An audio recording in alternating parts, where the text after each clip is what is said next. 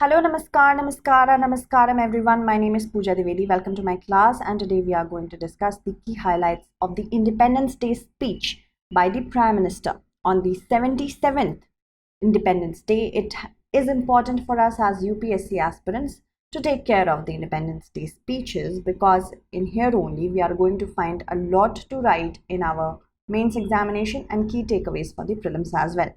Now, if you are new to this channel, I provide the PDF of whatever classes I take through my Telegram channel. It is by the name of Pooja Dwivedi UPSC. If you have any questions regarding this examination, you can also talk to me on my Instagram. Many of the students did complain that due to bank holidays on the 15th of August, they were not able to, exploit this very important discount that we have been giving you for the P2I batches and the optional. It is still available. If you use the code PDLive, you will get your courses from 70,000 to 26,999 only. This is the reduction. So make sure you use this code. Other than this, for the optionals, we are providing PSIR, sociology, geography, anthropology, and the rest in both Hindi and English. But Hindi Sahitya will be available, of course, only in Hindi. Here also, you can use this particular code to get a high discount. Moving on. There are certain key highlights that we need to talk about. First is what has been mentioned from the perspective of your examination.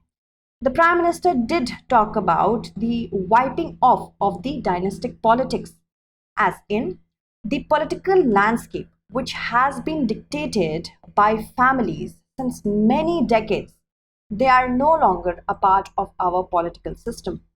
Nepotism, as well as other sorts of political family favors, are not a part of the parliamentary democracy anymore. This is what he has said. And it will also be not a part of India for the years to come. Government is working to mitigate the impact of rising food prices, because see, retail inflation in July spiked to a 15-month high of 7.44%.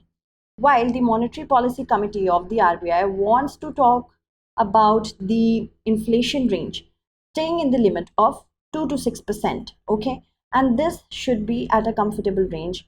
A little bit of inflation is important for the profit-making companies, but it should not be whopping inflation so that we start losing or corroding our savings. India has become the third largest startup ecosystem in the world.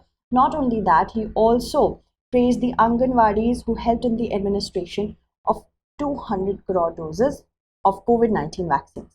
He also took the guarantee of India breaking into the club of the top 3 economies of the world in the next 5 years. See, this was the actual, we can say a trajectory that was projected, that India by the year 2030 was going to be the 4th largest economy. The Prime Minister is saying that by the next 5 years, India will stay here. Not only that, by 2050, India will become the 3rd largest economy, and this is not what I am saying. This has been said by the UK Global Trade Outlook, as well as Goldman Sachs also made a similar trajectory progression for India.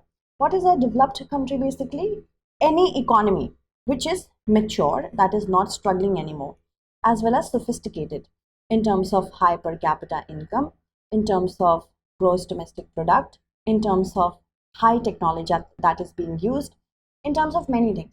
And this is not necessary that that country has to remain at a high growth rate right now, but they must have shown rapid growth in the past. So this is a developed economy. It also has advanced technological infrastructure, diverse industrial as well as services sector, and here citizens also enjoy access to quality healthcare and higher education. These are the factors which lead to any economy being called a developed economy.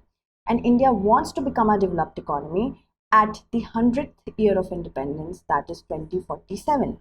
So there are certain economic factors on which we can say, on the basis of which we can say that this country is a developed economy, and non-economic factors as well. If we talk about economic factors, first is the per capita income. Per capita income is basically the measure of amount of money that is earned by one person in a nation or geographic region in a given year. The formula that is being employed is the gross domestic product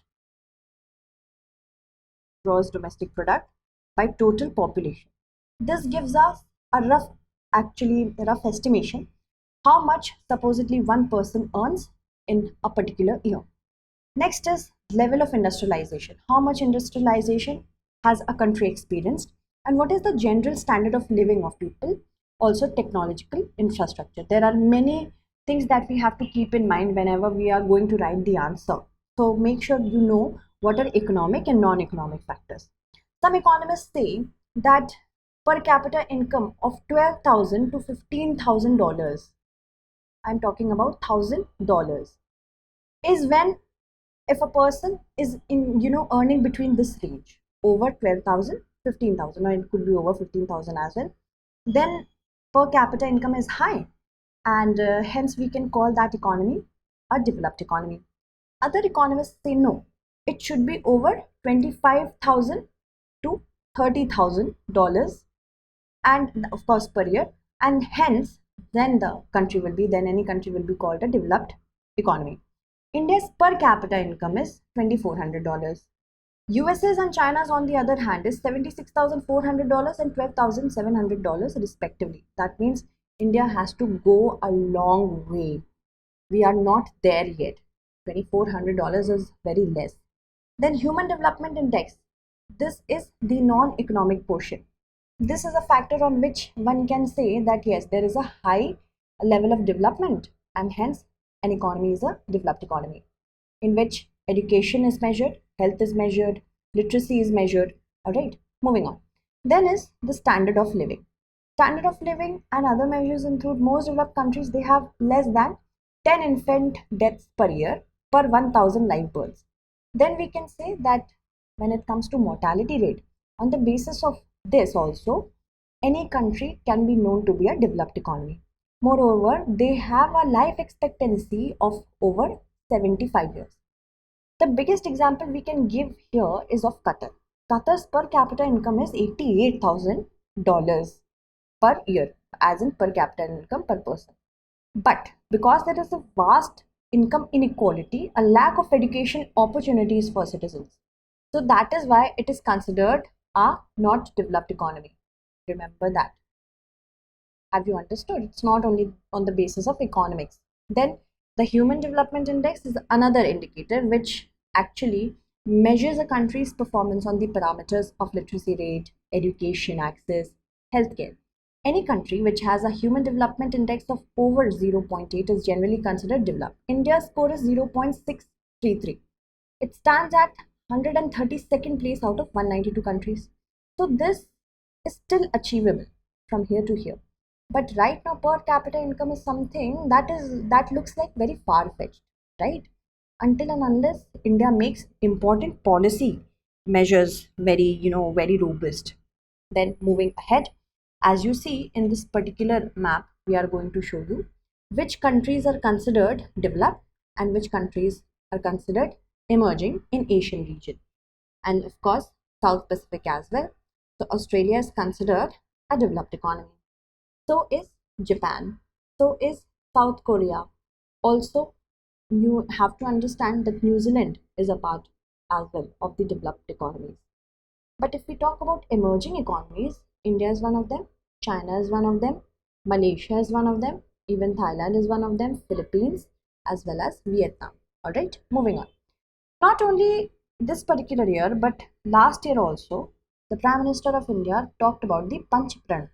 First, he envisioned India being a developed economy. Remove any trace of colonial mindset was the second one, in which new parliament was made under this particular run only. There were renaming of so many streets and areas after Indian icons. There was also a move to show recently that IPC, CRPC, even Indian Evidence Act, specifically IPC and CRPC, and Indian Evidence Act, these three important acts were of colonial mindset. Now we have come up with the codes that are going to replace them. Take pride in our roots, that is the national freedom fighters, unity and a sense of duty among the citizens. That is why Rajpath was named as Kartavya Path. But India has to do many things. In order to achieve the required economic push, the country would have to make its per capita income grow more than fivefold in 24 years. Not only that, we have to ensure that the inequality remains low. Annual growth should be of 7% for that.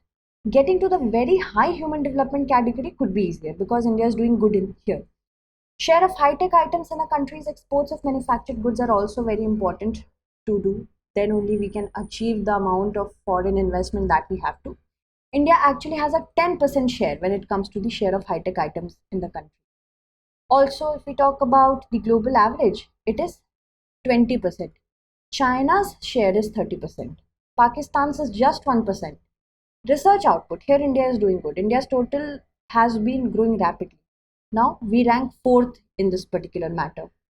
And India's Amrit Kal is going on. That is the important thing we have to understand, that India is going through a golden phase. We are propelling ourselves economically because our youth is dependent and highly skilled when it comes to technology. Specifically, if we talk about the economic and income growth, in fiscal year 23, our GDP rose by 7.2% to hit a $3.7 trillion.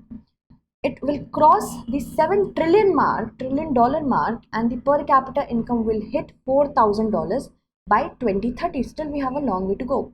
Now, this is factored in by we have a strong domestic consumption because of the high population and the high skills of the population, which is helping them earn more. We will demand more. We are also going through a global supply chain realignment. That means if every country is dependent on only one country, then the global supply chain can be disrupted. Now, India is also becoming a major raw material supply chain country. Not only raw material, but service sector as well, industrial sector as well, through its Atmanirbhar Bharat Abhiyan. So we are going through that phase as well. Also, we have an infrastructure and manufacturing push and favorable policies. Not only that, we are also doing financialization of saving. We are not just saving in our banks and keeping that money idle, or we are not putting it in our lockers. We are opening demat accounts. More record high demat accounts have been opened, which has helped us to put our savings in certain manner, which will help us get more in return. So this is financialization of saving. Robust regulations are there. More investors are getting in, aware of the new initiatives. Financial inclusion, which means that no matter who you are, you may get access to your bank accounts. Market capitalization is also there, which has exceeded 3.5 trillion in 2020, $3 trillion in 2023. We also have a high volume of foreign direct investment in our country because of the sheer skills that people have. We also have good policy landscape so that the regulation is not very strict, still strict enough to ensure that it is not showing hot money symptoms. Diverse corporates are there. Startup ecosystem, as I told you that we are the third largest ecosystem startup. Fast growing middle class, and then we have the most important demographic dividend. This is how you invest on the demography, in such a manner that you are getting high returns.